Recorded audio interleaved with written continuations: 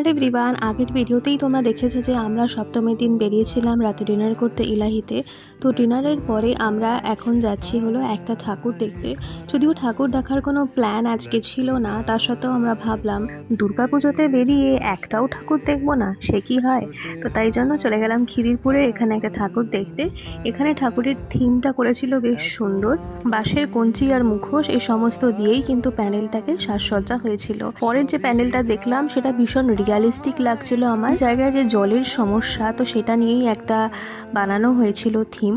মা দুর্গার মুখটা কিন্তু এখানে বেশ সুন্দর লাগছিল। এরপরে আমরা চলে গেলাম একটু প্রিন্সেপ ঘাটে। এখানে গঙ্গার পাড়ে এসে বসে মনটা বেশ ভালো লাগছিল আর সুন্দর ফুরফুরে হাওয়া দিচ্ছিল এখানে।